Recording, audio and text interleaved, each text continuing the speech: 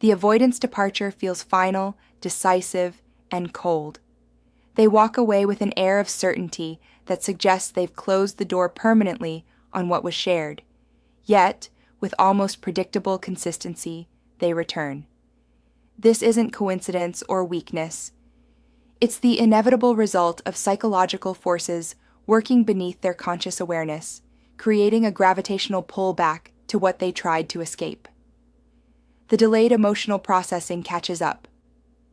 Avoidants don't process emotions in real time like most people. Their nervous system operates on a delayed reaction schedule, suppressing feelings in the moment and releasing them weeks or months later when they feel psychologically safe. During the relationship, they're too overwhelmed by intimacy to fully appreciate what they have. Only in the aftermath, when distance provides emotional safety, do they begin to process the depth of connection they experienced. This delayed processing creates a cruel irony. The very space they needed to feel safe becomes the container where their suppressed love finally surfaces. Without the pressure of daily emotional demands, their defenses relax enough to allow buried feelings to emerge. They begin to remember not just the moments that triggered their flight response, but the profound comfort, understanding, and acceptance they found in that connection. Their psychological system, designed for emotional survival, finally allows them to feel what they couldn't handle in real time. The result is an overwhelming flood of appreciation, longing, and regret that drives them back toward what they abandoned.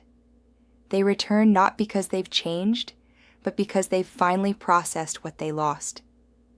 They discover no one else feels like home. The avoidance return often follows a pattern of failed attempts to recreate connection elsewhere.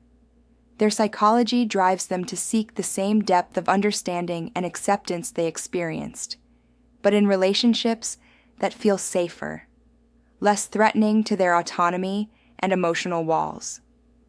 However, their nervous system has been imprinted with a specific emotional signature. Despite their conscious efforts to move on, no new connection carries the same resonance.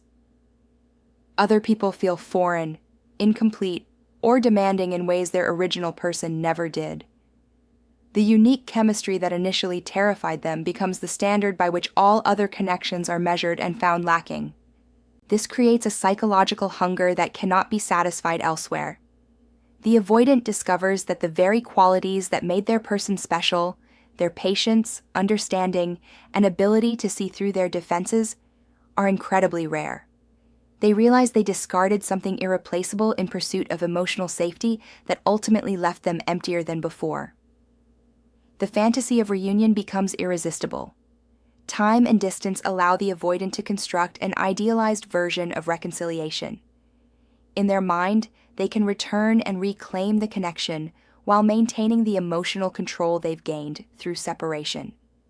They convince themselves they've learned from the experience and can now handle intimacy better. This fantasy becomes psychologically intoxicating because it offers the impossible: love without vulnerability, connection without loss of self. They imagine they can have both the safety of distance they crave and the depth of connection they miss. The fantasy provides temporary relief from the internal tension between their need for love and their fear of engulfment. The unfinished business haunts them. Perhaps most powerfully, avoidants return because they cannot tolerate unresolved emotional threads. Their psychological makeup demands closure and completion, but their original departure created the opposite: a relationship that ended in confusion and pain rather than mutual understanding. This unfinished business creates a persistent psychological itch they cannot scratch through other means. They need to resolve the narrative, to explain themselves, to somehow make peace with the person they hurt while fleeing their own vulnerability. The open wound of their departure becomes more painful than the original fear of intimacy. They return seeking not just reconnection, but redemption from the guilt of having caused pain while running from love. Unfortunately, they often discover that some doors, once closed in fear, cannot be reopened simply because the fear has temporarily subsided.